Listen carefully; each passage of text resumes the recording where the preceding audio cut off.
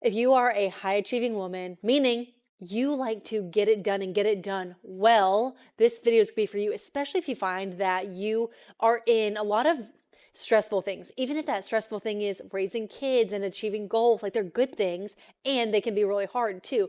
This is gonna be for you because what a lot of people think is that they have to achieve at the cost of their body or they have to, do well in their body and then sacrifice their goals because you have to like give and take. That couldn't be further from the truth. And today in studio is Emily Judice, and she is that girl. She is that girl who can do both and shows others how they can do both. Emily, I'm so excited to have you. So excited to be here. You are a magnetic and just a leader who oozes that she practices what she preaches. Thank you so much. And you live a life that's worth following. And I can't wait for you to talk about what it even means to be that girl. Actually, can we just open up with you talking about what it means and then we'll back up? Yeah, totally. That girl, which is my brand now, really came to fruition because, I would get all these messages from people who are like, how are you doing it all? I don't understand how you do it all. I have 4 kids. I run a really successful multi-6-figure business, scaling to $1 million. And I'm busy and I take care of myself. I work out like relentlessly. I eat really healthy. I protect my sleep. I do not go to bed past like 9 o'clock. People think I have it all. And while I have figured out a lot of things, it was just like, people were like, I want to be that girl, like who has it all, who can balance like motherhood and work and scaling a business and showing up for herself, showing up for her body. And that girl. Have you always been this way? No. I would Not love for you to even take us back close. to when she wasn't that girl. Oh gosh. This is like something that will totally make me emotional.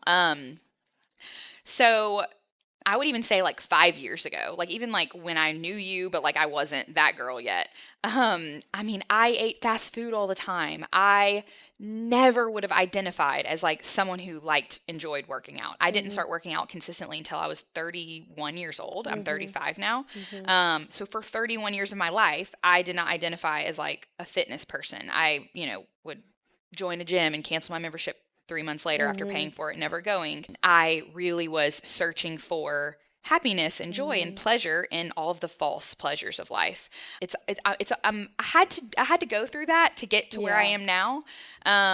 But there definitely are moments where I feel like guilty or embarrassed or like have shame, about the mom that I was 10 years ago. And it's something that I've learned to, let go. You can't rewrite the past, but you can absolutely change who you are in the present and change your future. What would you say to a mom who's like, okay, that all sounds good, but Emily, it sounds like your kids are older. So like, cool. I'm glad you have space, but I don't have space. So I'll wait till my buddy is also 10. Yeah. What do you say to the mom? Well, first I would say I have a 5-year-old and a 2-year-old also. Yes. So I'm still in the toddler phase, like full on. What I would say is like, you absolutely have the power to change anything you want on a daily basis when you stop outsourcing your power to your external circumstances. Okay. Wow. Yeah. What does that mean? I really believe that health is wealth. That's something that people come to me for. They're like, wait, like you can help me make more money by like getting healthy. And that is what I do day in and day out with my clients, and wealth also in other areas as well. And I believe that when you are healthy in mind, body, and spirit, you truly do stand to make more money, true monetary money, but also the wealth of just your spirit on a daily basis, experiencing your life in a way that feels fulfilling. And the reason people don't do that is because they are playing a character in their life. They're playing a victim or they're playing a villain. And people will play the victim to their circumstances, like, oh, I can't get healthy because my husband doesn't eat healthy, or I can't get healthy, or I can't focus on work the way that I want to because my children are small. I mean, the number of clients I have that come in that just say like, oh, I just thought that my business would have to be mediocre and I would have to be mediocre in my health and my business while my children were little. Like they truly believe that. And so another way is the villain, right? And that is people will self-sabotage themselves. And another word that I like to use for self-sabotage is self-protect. And it's because people are protecting themselves from this world that feels quote unquote dangerous, Wow. unsafe, because change can feel really hard and scary. And when you are living this narrative that, you know, you've always lived because you believe a certain way because of your whole life and the people in your life and the way that we're conditioned and societal norms, you know, there's this 95% in the world that it's normal to be overweight. It's normal to be sick. It's normal to stay up late every night binging Netflix series. It's normal to drink alcohol, you know, every night of the week or even just every weekend. It's normal to live like that. And that is how 95% of the world lives. It's normal to be a victim to your circumstance. It's normal to self-sabotage. Wow. But then there's this other 5% who questions what's normal, who questions what the default is. And so I really work with women who are like getting really curious. They're like, wait, is there another way that like I could do this? Like there is another way that I could live my life. And really challenging women that not only is there another way you could live your life, but it actually will feel 100 times better than your life feels right now. And you said a really important word that's so easy to hear and hard to do, which is change. Yeah. The woman that you were 4 or 5 years ago and the woman you are now, hello, there was a big process there. A lot of pain, a lot And of you work heart. with a lot of clients who are also in that process.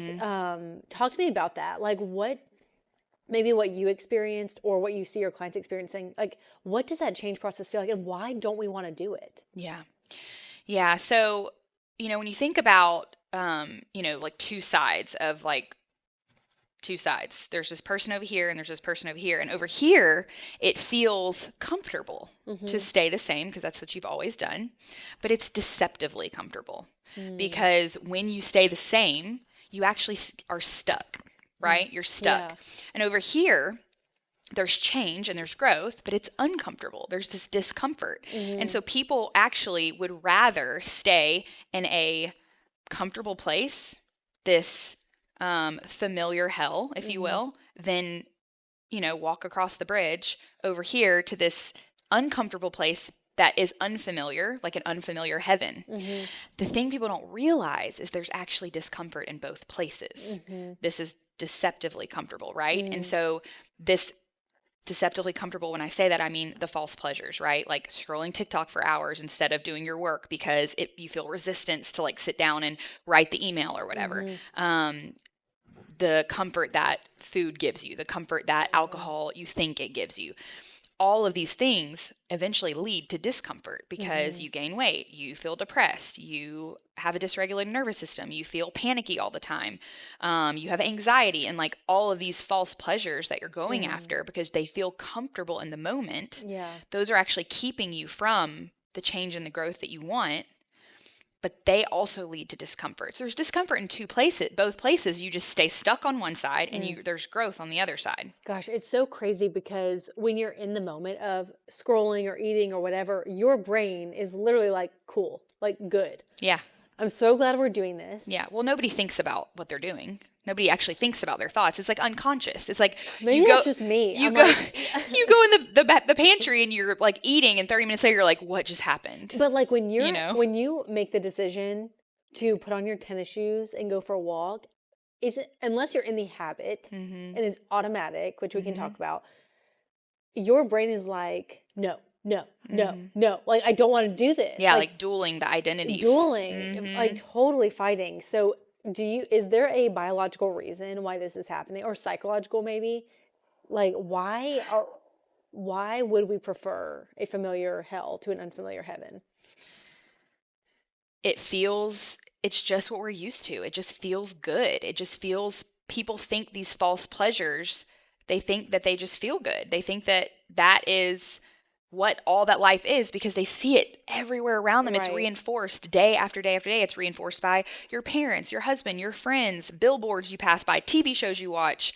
It's just reinforced on social media. I mean, you know, the girls that are drinking like on the weekend and they look so pretty and they're like out and it looks fun and it's like, oh, that's what I'm supposed to be doing. Right. I'm sure. Yeah. Social media has definitely not helped. I mean, TV like commercials, like when that's all we had, it was like, oh yeah, they're like marketing beer and that looks fun because they have to market some pleasure. Yeah. It's like now it's everywhere. Well, and another part of it is like the consistency piece, right? So like people are like, I try to change, but I can never be consistent enough to actually follow through with the changes. Yep. And what I would say with that, and this is really a big part of my journey over the last 4 or 5 years of making these big changes, is like, I think people have in their brain this idea or this picture of this, like, I call it the Mecca, where you're going to get to this place in your life where you never hit snooze, where you always pop out of bed happy at 4:30 a.m., where you never stay up past 9, where you never miss a day of eating healthy, where you never miss a workout, where you always feel they want to get there. My time is coming. And it never comes. And so then they view that as failure,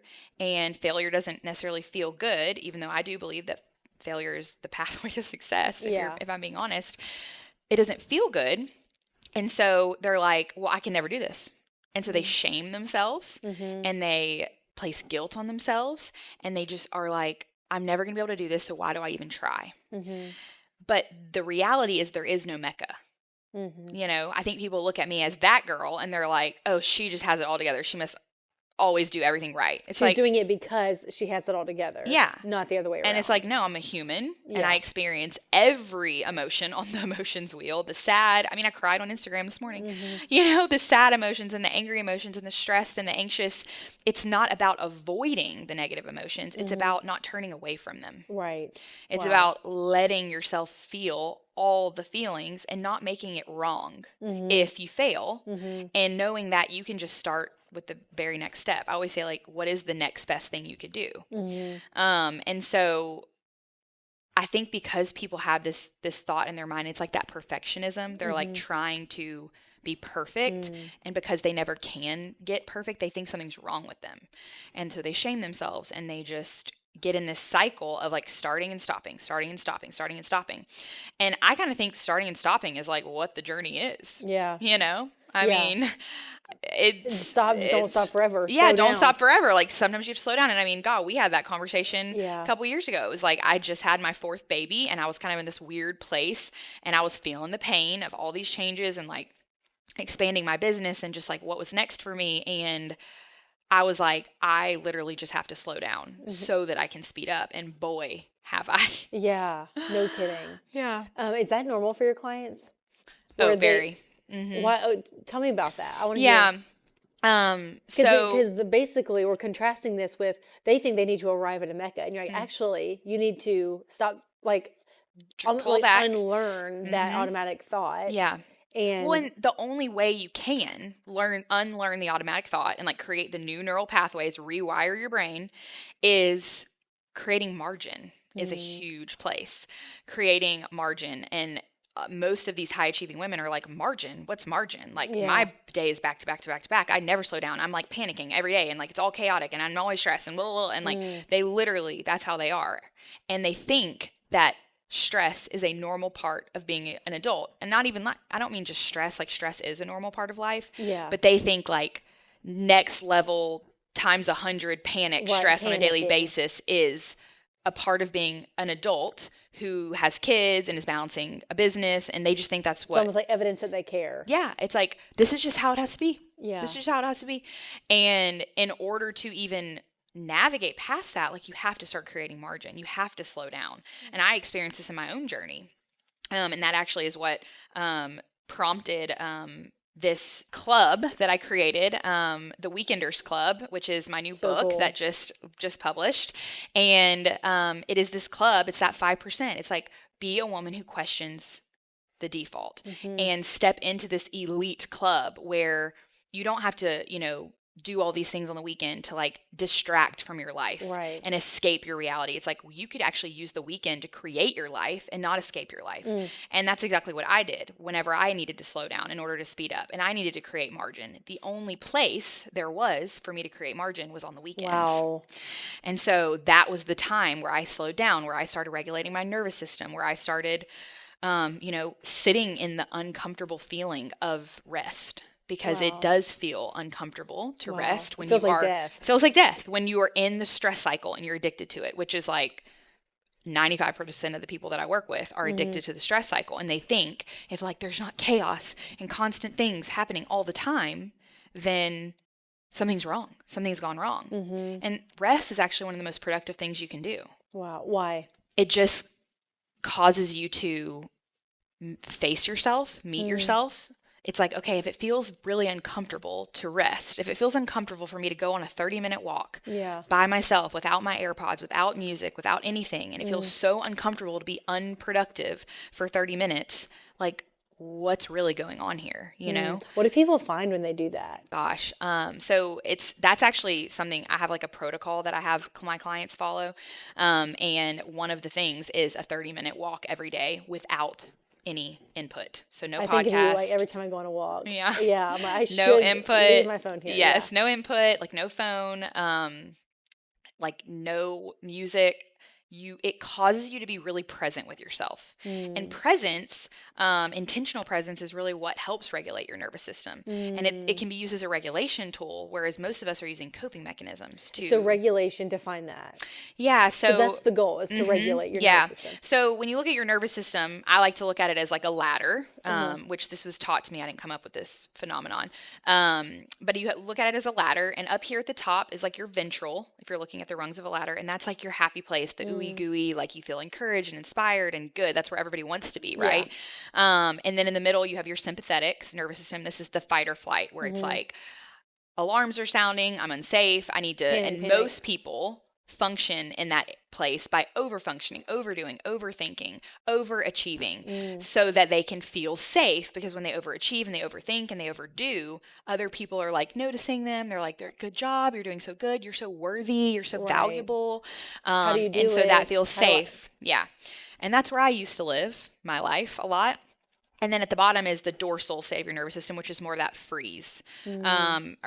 Freeze is really in between sympathetic and dorsal. Dorsal is like shut down, almost more of depressed state. The point is you want to be able to move up and down your ladder naturally on your own throughout the day. It's like if I dip into the freeze state where I'm numbing out, scrolling, it's like, how do I get out of that state? Or if I'm in sympathetic and something like happens, like I get a mean email from a client or something, it's like, how do I get out of this state and not stay stuck here? And so people that are dysregulated are stuck. And so bringing in a regulation resource, legit they're stuck. legit able to like do this automatically. Yeah, and the point is not to never be in one of those states. You will dip into dorsal or freeze, you will be in sympathetic, but can I get myself out of there? Like a normal person on a regular day like should be able to move up and down their ladder easily. But most people, I mean, normal, what does that even mean, right?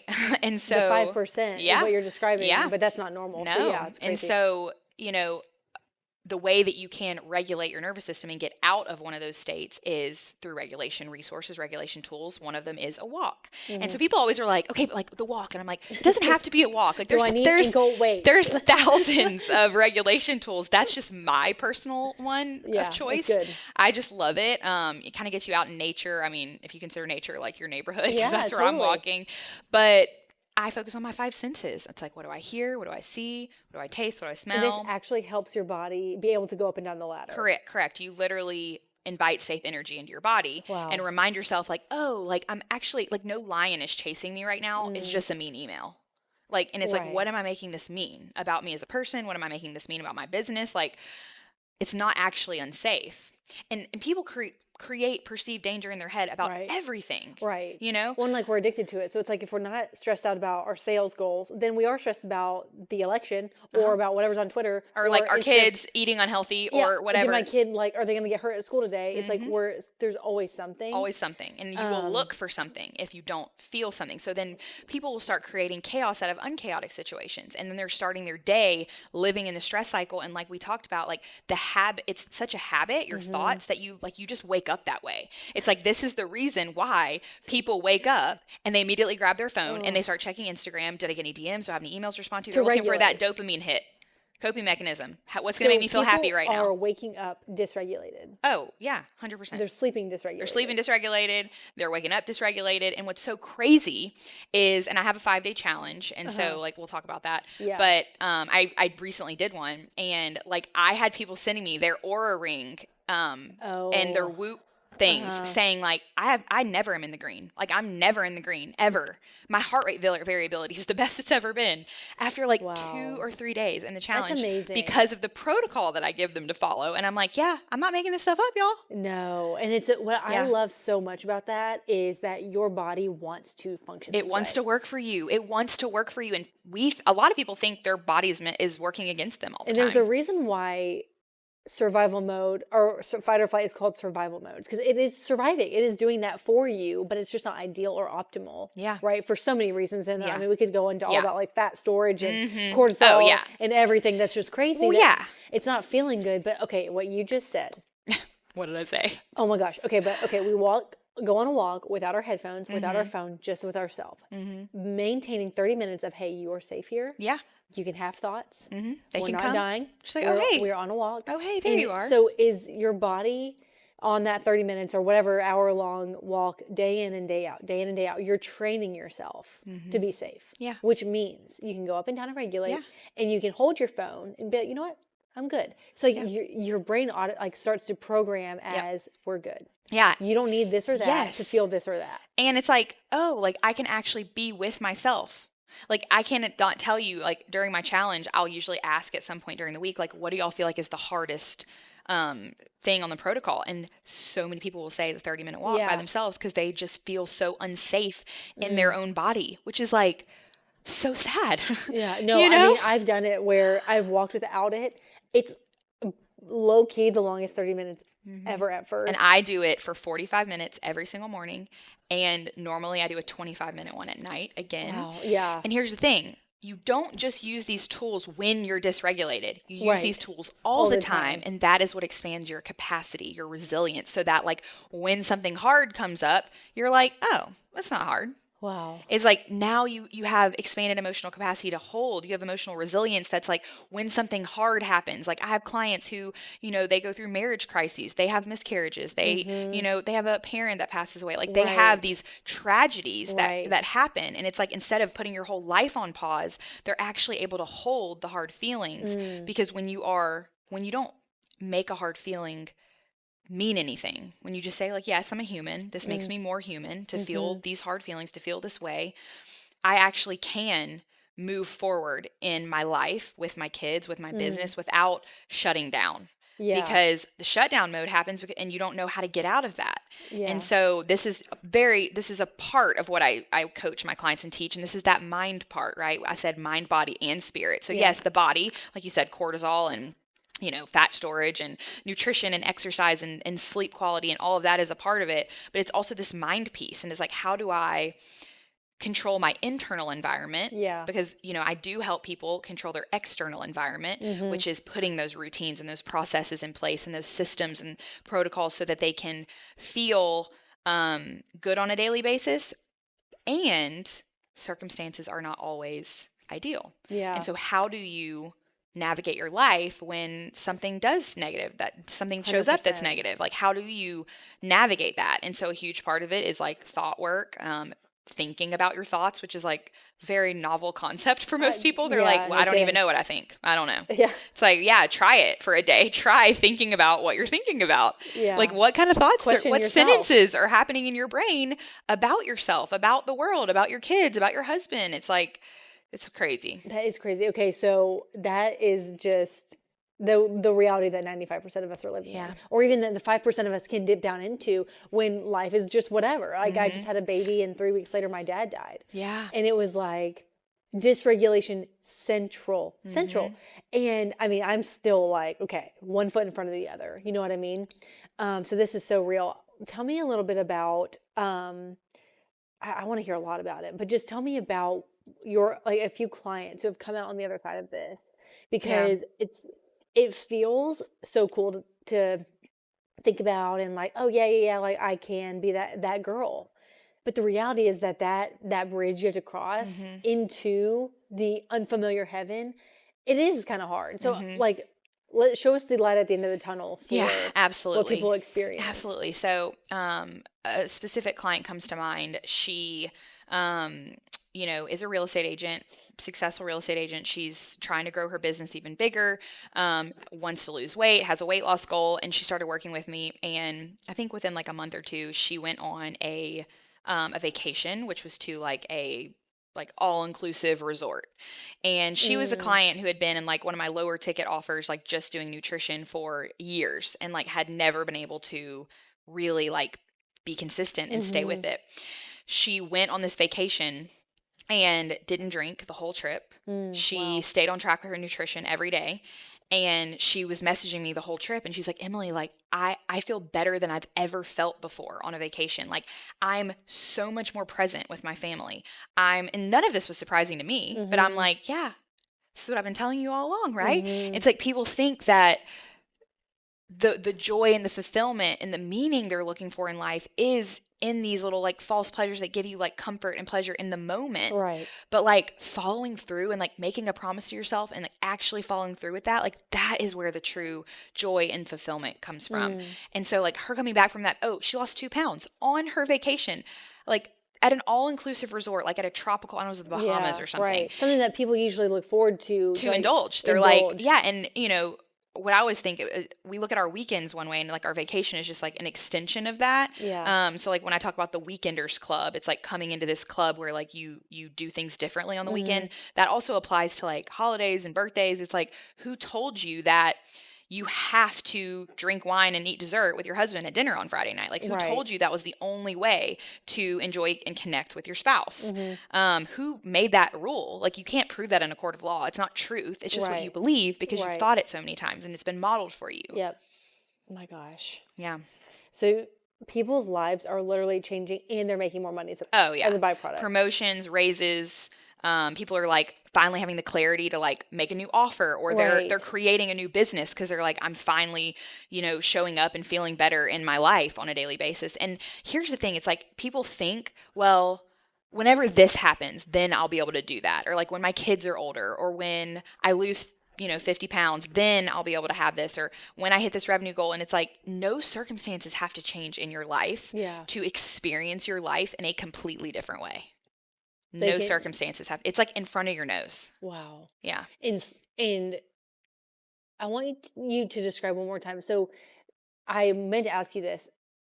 Create margin. Circumstances don't have to change, but you do. The way you see things needs to. And you talked about creating time on the weekend. I want you to go into a little bit more about what the Weekenders Club is, because you said it's an elite club, and that speaks to me personally. Yeah, you're pretty elite. Yeah. Okay, so you're invited. Club, yeah, so you're in it. What do they? It's just such a beautiful concept, because what I love about it reminds me of oh my gosh, James Clear's, what is his habit book? Atomic Habits, where it's like you actually aren't even allowed to do more than tie your shoes before you go to the gym. You just tie your shoes and get back in bed. Yeah. Crazy. It's almost like don't even touch Monday through Friday. Just look at the weekend. Yeah. And see what happens. I wonder, like, what are people finding to be true about their weekends? Yeah, it's just when I think people think like, oh, the Weekenders Club, then I just have to like take all the fun out of my life. And it's like, well, it's honestly redefining what fun actually is, because a lot of people think fun is like, ooh, they get to Friday and they just escape their lives. Like, and then they get the Sunday scaries. And there's so much like that's normalized about the weekends, like Sunday scaries, or like TGIF. Thank goodness it's Friday. Like, Monday mood, like, oh, it's another Monday. And it's slams laptop shut till Monday. Yeah. Why does your life have to look like that? And so a huge part of it is that like time is a construct, right? So like, yes, it is. It is a construct. We made it up. Like, people look at me like I'm crazy that I wake up at 4:30 in the morning. I'm like, who decided that 4:30 a.m. was early, or who decided that was a bad time to wake up? I can believe whatever I want to believe about time, and so can everybody listening right now. And so just because it's Saturday doesn't mean you have to eat donuts. Like, you can eat the same breakfast that you eat on Tuesday on a Saturday. It's fine. Like, it doesn't matter if it's like, and the Weekenders Club concept really applies to like summer, because people do different things in the summer than they do during the winter. Like, it's like the holidays. Yeah, like the holidays, vacation. It's like you can decide whatever you want to decide about time. And so, the Weekenders Club, creating margin, like I said, a huge thing for me especially was like, I was like having my kids in a bajillion activities and traveling a lot. And so setting boundaries and making hard, I talk about doing hard things, like making hard decisions to be like, okay, he can't be in 4 things. Like we can't be doing golf, tennis, baseball, and basketball. Like, come on. And we have 4 kids. So that's like times 4, you know? Yeah, it's insane. So, you know, pulling back and being like, okay, you get to pick one activity. We're not doing travel sports. Like Right. that's just a decision we've made for our family. We would say no a lot, you know, learning that no is a full sentence, and like, you don't have to convince, you know, your aunt, whoever, that like you can't come in town for the wedding because of whatever. You just say like, this is what's best for our family. We need to stay put. You know, I used to think that if I did not have plans on Friday night, I was like the most boring person ever. I know, yeah. Oh my gosh. I used to be like, no one invited us to dinner. Like, we don't have any friends to hang out with. Like, we are such losers. Yeah. And now I'm like, please don't invite me to do anything. Yeah. Like, it's just so nice to like cook a meal at home on Friday or like order takeout. Like, it's not about like never eating chips and queso again. Yeah. It's not about like, you know, never watching a Netflix movie again, but it's, Right. can you do it in a way that really aligns with what your goals are? And it's not because you're getting out of a dysregulated system. It's because you're choosing it. Yeah. It's an empowered yes, not a disempowered yes. 100%. It is so empowering. And, you know, it could even be, and a lot of it is like making choices that maybe don't feel the best in the moment. Like if friends invite you over to a barbecue and you're like, okay, well, like I really need to go to bed at a certain time because like I want to go to sleep early. That's like a part of my like 7-day a week routine, which brings more freedom than anything versus like a 4 to 5 day a week routine. Yeah. Like it's not that you can't go to the barbecue. It's just, can you set a boundary that says like, hey, like tell your spouse, communicate, like we need to leave by this time so we can get the kids to bed. So like we can get to bed. Right. And, you know, setting your week up for success. I remember you said something to me whenever I was like writing the book about, you're like, man, there's nothing like a disorganized underwear drawer to like ruin your whole week. It's like literally like doing things around your house that are going to set your week up to Yes. feel better. Because so many times we get to Monday and it's like, oh my God, we don't have groceries. Oh my God, what are we eating? Like every Right. night when we have tennis and ballet and all Do the things. Monday Like, you a favor. yeah, like do the weekday, you know, when you walk past something that like drives you nuts in your house, like the clothes you didn't donate, you know, I call them like ick items, like get things off your ick item list, like get them off your list, you know, build that into your weekend. Right. One of my most exciting, amazing things that I do every Sunday is I plan my calendar for the week. I sit down with a paper planner and I love to write it all out, and it makes me so excited and I have that anticipation for my week. Whereas a lot of people like dread their week at the Right. end of a weekend. Right. And so it is living your life differently on the weekend than the 95%, but it will bring, and I mean, my clients again and again, they're like adopting this Weekenders Club identity. And it really is, it's for winners, like Yeah. winners only, you know? I love what I love about personal development and improvement in general is especially this is how it's such a compounding thing. Because I'm like, okay, the first time you do it, it might be a little bit like, oh gosh, like I'm doing my stock chore on a Saturday. Like what's happening? I'm used to going to breweries back to Brunch back or, yeah, and whatever. brunch and everything, and you have a headache by 4 o'clock, and then you do it again that night, and it's like I know it's not all about alcohol, but you know it really is a lot in society. It's like 3 days out of the week is alcohol events back to back. And I know from personal experience and what you're describing that it's like, okay, when you just buckle down and like back up for just a second, Just slow down a little bit. not only will your next week feel better, but then you're going to feel better about yourself going into the weekend. Like you're not going to want to sabotage Yeah. or protect yourself from the thoughts about the week and, oh, I should Yeah. have sent that email, and like you're numbing yourself. Well, and a huge part of this in this process, like if you're just starting this and you're like, this feels really scary.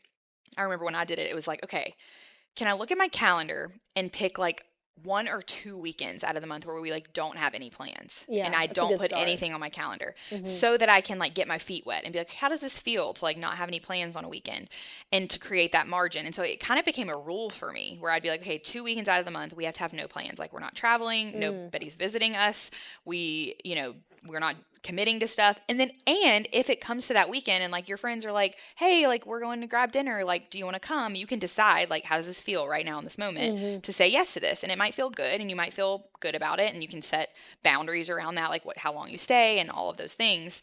But that can be a great place to start, just like 1 or 2 weekends where I'm like, okay, like I am going to purposefully take things off the calendar. I'm going to say no to stuff. I'm going to cancel things. I'm going to not go on this trip, or I'm going to not travel, or we're going to not have my, in-laws in town or whatever. Yeah. I'm curious about Trevor, your husband. Was he always like this too, or has this been like a development in your marriage? Totally a development. Yeah, it's actually crazy. We moved 5 years ago to Yeah. another state, Mm-hmm. and the purpose of the move was for my husband's job. But now, 5 years later, I'm like, the purpose of the move was like so that I could like literally change my identity, Wow. because it's so interesting to like move to a different state where you have like no friends and no family, and like all you have is each other. Yeah. And how much that helps you grow as a family, and just getting away from like any kind of influences or things that like Right. other people are doing that like you don't want to be doing, or like you're not really sure, like, should I be doing that? Like you start questioning things. And Mm-hmm. I don't want to, I don't know what would have happened, but I'm like, man, like where would I be if like we hadn't moved 5 years Yeah. ago? Like, would Yeah. I be where I am now? I don't know. Was he always on the same page with like your weekends and saying no to friends or leave early? Like, was there any of that? Or No, was this I mean, until? he sees such a change in me. Mm-hmm. Like he sees how I'm like showing up differently as a mom, like how different I am with the 4 kids versus how I was whenever the 2 older kids were little. How different I just show up in my daily life, how like I am excited every day, how I'm not like complaining. And like, I think those changes that he's seen in me, those positive changes, and in just Yeah. how I show up as a mom to his children, Yeah. as his wife, like he's like, yeah, you gotta keep doing this. Yeah, I mean, we've definitely had like little conversations. Like, I don't drink, so like when I stopped drinking, which I for sure used to drink like pretty often, like multiple days a week, and that's kind of been a gradual thing over the last 5 years. That he would make little like funny comments like, "Oh, you're like a hermit now," like you don't even want to have fun. But like it was explaining to him how he wouldn't like the person that I would be if I participated in those kind of activities, because I'm Yeah. like, remember how like crazy and chaotic I used to be? Like that's why. Like the way that I'm able to handle our lives and like show up calm at dinner time, like after working all day and handling, tons of clients and traveling and building this huge business, like the way that I can show up in our life now, he's like, yeah, we're going to keep doing whatever you're doing, Yeah. And so Yeah. he's for I sure love bought it. in That's now. so awesome. Yeah. We love a supportive husband around here. Yes. It's so good. I'll end with this. I was just at a conference. It was Funnel Hacking Live, and the guest speaker, he said, marketers, which I think he's talking about sales girls, Yeah. people Us. selling actually, but he called them marketers. He said marketers don't just lie; they lead what they don't live. And you live what you lead, and you lead what you live. And it is so powerful to walk the walk, because that's why people listen to you. It's why people are like this. Like, you demonstrate your growth. I'm so thankful that you've let people in on your journey, and like done it at the time you were doing your best, and looking back, like, wow, I really did it messy. And same. So messy. Literally same. It's like you think everything's so awesome until you're like, whoa, like I'm glad I thought that Right. was good, because Yeah. look Well, at you now. You Yeah. have never been And here. people look at us and they're like, oh, it's like overnight, success. You're like, man, there was a lot of messy years in there. It's crazy, and it has to be that way. Yeah, And it that's what we has call to. iterations. Like you Yeah. repeat, you repeat, you repeat, and all of a sudden you look up and you're like, wow, I like see where I came from, and Yeah. where I am now. And like you're just so many people are following your example. Okay, so 2 things. You have a book, Yes. and you have a 5-day challenge. We got to talk about both. I could not pick a child. There's my favorite Yes, child. Okay, so yes. tell us about it. So my book just came out. It's actually wild. I was here in this building almost a year ago, and when Macy looked at me and said, Kat always tells me about how you talk about the weekends and how you should use your weekends to create your life and not escape your life, and you're going to write a book. And I was like, okay. And 2 days later, I Crazy. wrote the first 10,000 words, and it's been on the plane. on the plane. Wow. The first 10,000 flowed like so easily, and then since then I've picked it up and put it down, and it's actually funny. A lot of people believe in life that like doing things like that is like the hardest thing you'll ever do, and people will be like, oh, like writing my book, it was so hard. And I'm like, it's like actually like kind of easy. Like it just kind of was easy, and we don't have to make things like, for things to be successful, they don't have to be hard. Yeah. And I think that's such an important lesson. So yeah, the Weekenders Club, you can buy it on Amazon. Yeah, so exciting. It's a different way of thinking. It's, questioning the norms, and I hope y'all buy it, and I hope y'all love it. This is such a good step for someone who's like, I just need to create margin first. Yep. Sounds And like such a good one of step. the things that I always say is like when people are kind of coming into like my realm of kind of working with me or like following me, the Weekenders Club is a great place to start because you can kind of get a little bit of an overview picture of kind of what is the identity I need to have if I want to be a high achiever, if I want to be that girl. Like, Hmm. and that is a huge part of the identity that you kind of have to step into as you start So good. moving. So important. Yes. So the book is great. I'm excited about it. And then, yeah, my challenge. So I host a 5-day challenge every single month. It is how to take control of your wealth Mm. and weight Mm. without compromising motherhood, without working more hours, and Mm. without feeling burnt Oh my out. gosh. Do you sell a Yes. bundle? Because it feels like they would go together really well. Yeah, You need, I need to get on my team for that. everyone needs both. Yeah, everyone needs both for sure. Oh And my actually, a gosh. whole day of my challenge, I talk about the winning identity, the weekender So identity. cool. So it's really built into my challenge as well. Well, you know that the high Um, achieving girlies want to read it. yeah, That's like you got to so read good, it. It's Emily. yeah. So, and I mean, when I tell you, like in my 5-day challenge, like you can get results. Like it is collapsing time, truly. The protocol, the homework I give you on a daily basis. I mean, the wins people have. It is wild how much people are transforming just in 5 days. I mean, it is. For like under $200, Yeah, I'm just guessing. yeah, it is. It's under You 200. could change your life with both those things. Mm-hmm.